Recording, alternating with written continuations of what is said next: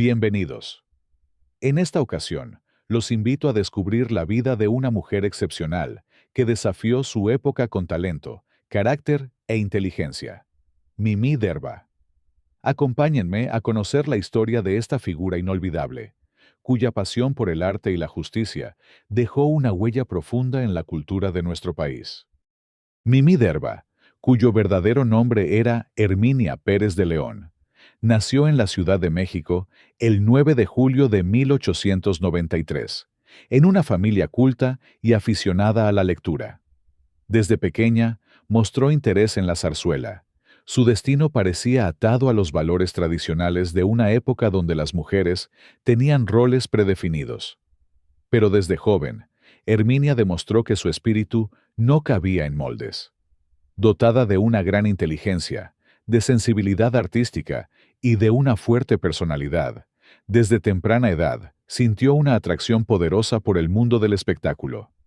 El apellido Derba surgió accidentalmente al escuchar una marca de magnesia. Como no le agradaba su nombre completo, adoptó ese apodo con simpatía. Su carrera artística comenzó en el teatro, espacio donde fue puliendo sus dotes como actriz, hasta que se volvió una figura reconocida en los escenarios capitalinos. Su nombre artístico, Mimi Derba, pronto se hizo familiar para los amantes del espectáculo. Fue testigo de una época convulsa, marcada por la renuncia de Porfirio Díaz, el auge del maderismo y el inicio de una nueva etapa para la mujer, encabezada por figuras como Virginia Fábregas y Belén de Zárraga, quienes luchaban el derecho de las mujeres. El teatro también era un espacio de resistencia. Mimi debutó en 1911 en La Habana, Cuba, con una compañía hispano-mexicana de zarzuela. Para fines de 1912, Mimi debutó en el Teatro Lírico de la Ciudad de México con El Cabo I, iniciando así una carrera ascendente.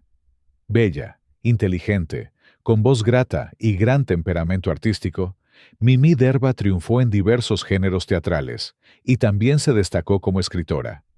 Su personalidad dinámica, curiosa y estudiosa la llevó a conquistar al público con su talento y compromiso. En 1913, estrenó una obra que se convirtió en uno de los grandes hitos teatrales tras la Decena Trágica por su poderosa denuncia social. Durante la dictadura del general Victoriano Huerta, Mimi Derba continuó presentándose en el teatro principal con su temporada de zarzuelas. En una ocasión, durante una función, su tía relató cómo revolucionarios irrumpieron en el teatro y tuvieron que esconder a Mimi en los sótanos del cine imperial para evitar que se la llevaran. No la dejaron salir hasta que el peligro pasó. Días después, Mimi reapareció en el escenario, retomando su lugar con firmeza y profesionalismo. Ese mismo año, estrenó una obra de su autoría titulada Al César, en el Teatro Juan Ruiz de Alarcón, recibiendo estímulo de la crítica para continuar escribiendo. En una de las obras causó un gran escándalo, al aparecer ante el público con un mayón color carne que resaltaba su figura. El teatro se convirtió en un medio de crítica directa al poder. Los políticos eran parodiados sin piedad, las instituciones eran ridiculizadas, y las vedettes entonaban letras cargadas de sátira. En medio de esta efervescencia, Mimi Derba se mantuvo activa en la Ciudad de México. Con la caída de Victoriano Huerta, la capital se llenó de entusiasmo ante la entrada de los ejércitos de Obregón y Pablo González, lo que dio paso a una atmósfera de optimismo. En 1916, Mimi participó en el primer movimiento sindicalista de actores, lo que le costó quedar desempleada junto a otros compañeros. En esos años, el aislamiento de la ciudad limitó el acceso a modas extranjeras, pero el cine se convirtió en una ventana al mundo. Las películas italianas llegaron con frecuencia, y actrices como Lida Borelli y Francesca Bertini capturaron la imaginación del público. Mimi también soñaba, no solo con actuar, sino con crear una industria cinematográfica nacional que colocara a México entre las naciones cultas. Fue así como en 1917, Mimi Derba fundó Azteca Films, la primera casa productora mexicana, fundada y dirigida por una mujer. Un hecho insólito y revolucionario en todo sentido. En una época en que a las mujeres se les negaban algunos derechos, esta actriz se convertía en empresaria, directora, guionista y productora. Lo hizo de la mano del cineasta Enrique Rosas, con quien compartía la visión de hacer cine mexicano, con historias propias y con sensibilidad social. La visión de Mimí Derba no era meramente comercial. Ella quería contar historias que reflejaran la vida real de la gente. Sus películas retrataban dramas sentimentales, en escenarios lujosos de estilo italiano, pero enmarcados con elementos profundamente mexicanos.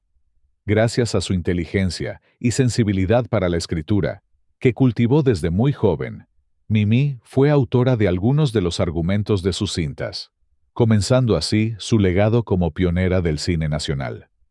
La primera película fue En defensa propia, rodada en 1917, Alma en sacrificio, y luego dirigió La tigresa. En La soñadora, trabajó en la edición, producción y actuación, mientras que, en La sombra, escribió el argumento, produjo y actuó. Con estas contribuciones, Mimí se convirtió en la primera argumentista y directora de cine en México. Algunos sectores, tanto del cine como del periodismo, no estaban preparados para aceptar que una mujer pudiera liderar un proyecto cinematográfico. Hubo burlas, condescendencia y resistencias. Pero Mimí siguió adelante. Su carácter era fuerte, y no se doblegaba fácilmente ante la crítica ni ante el machismo imperante. En ese entonces, incluso compañías serias como Azteca Films no contaban con una red de cines que les permitiera distribuir sus películas a nivel nacional, por lo que los beneficios económicos quedaban en manos de exhibidores y distribuidores. Mimí y Enrique Rosas viajaron a Nueva York a finales de 1917 con la esperanza de vender sus películas, pero el fracaso fue tal que regresaron inmediatamente a México. En 1918, la gripe española que azotó al país provocó una crisis social y económica. Las salas de cine cerraron, el público desapareció, las producciones se detuvieron. A ello se sumaron problemas financieros y la falta de apoyo gubernamental. Azteca Films cerró sus puertas después de apenas un par de años de actividad, pero su paso fue suficiente para dejar una huella imborrable. Tras el cierre de su productora, Mimí Derba no abandonó el cine. Retomó su carrera como actriz, ahora en un medio que se consolidaba con fuerza, el cine sonoro. En las décadas de 1930 y 1940, cuando se gestaba lo que después se conocería como la época de oro del cine mexicano, Mimí se convirtió en una sólida actriz de carácter, interpretando papeles de madres, abuelas, mujeres de pueblo, figuras con autoridad moral, siempre con gran dignidad y talento. En agosto de 1924, Mimí declaró que el fracaso del cine mexicano se debía a la falta de dinero, directores capacitados, técnicos y operadores, pero expresó que con el apoyo del Estado, esto podía solucionarse. Presentó un proyecto al presidente electo Plutarco Elías Calles, a través del entonces posible ministro de Educación Pública, Alfonso Cravioto. Este contemplaba la creación de un estudio nacional cinematográfico, que formara parte de las instituciones culturales del país, como el Conservatorio Nacional de Música o la Escuela de Artes y Oficios. Sin embargo, el proyecto nunca se concretó, ya que las prioridades del país eran otras. En 1930, Mimí Derba contrajo matrimonio con Raúl de Alba, un militar que durante años la había cortejado. El matrimonio fracasó al poco tiempo y se separaron. En 1931, Mimí regresó al cine sonoro en la gran producción Santa, al lado de Lupita Tovar, una actriz ya reconocida en Hollywood. En los años 30, trabajó en varias películas, compartiendo créditos con grandes divas de la época. A partir de la década de 1940, Mimí Derba filmó de manera constante en cerca de 80 películas, consolidándose como una actriz sólida, respetada especialmente en papeles de matriarca, de figuras autoritarias pero justas, que conmovían y representaban a la mujer fuerte del México popular. Sin embargo, mientras su vida profesional seguía una línea ascendente, su vida personal se tornaba cada vez más sombría. En sus últimos años, Mimí fue víctima del olvido. Aunque había sido una de las fundadoras de la Asociación Nacional de Actores, la misma organización le negó el apoyo económico para cubrir sus gastos funerarios tras su repentina muerte, el 14 de julio de 1953, apenas unos días después de cumplir 60 años. La versión oficial indicó que murió a causa de una embolia pulmonar, pero muchas voces comenzaron a susurrar otra historia. Se decía que su muerte no había sido natural, que un oscuro capítulo se escondía detrás de ese final.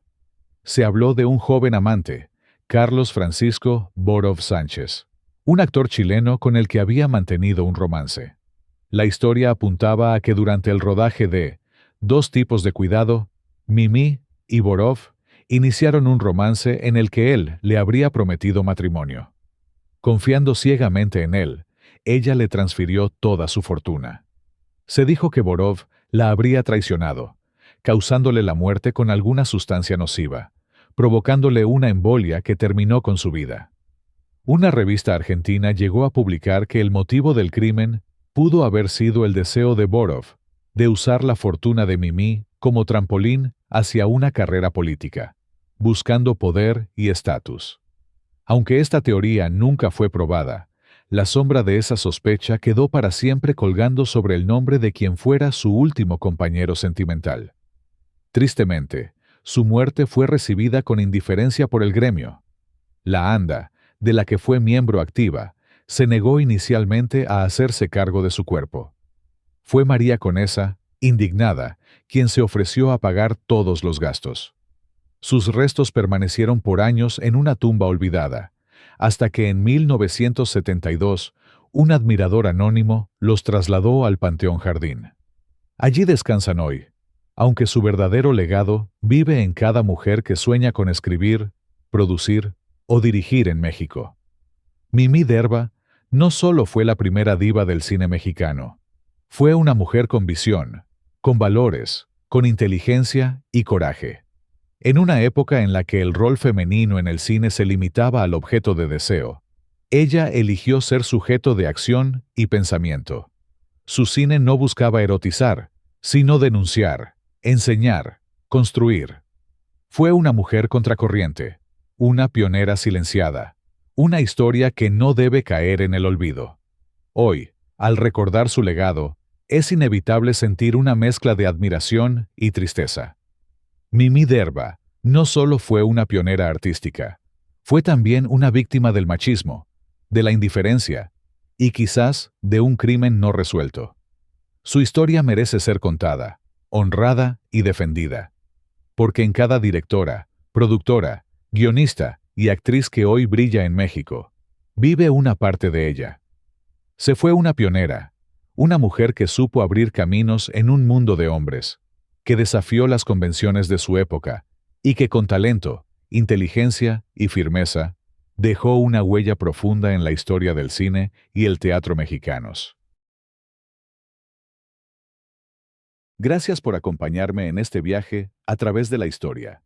Cuéntame en los comentarios qué te pareció y si te gustaría que compartiera más relatos de mujeres como Mimí Derba, que con su valentía y determinación dejaron una profunda huella en nuestro país.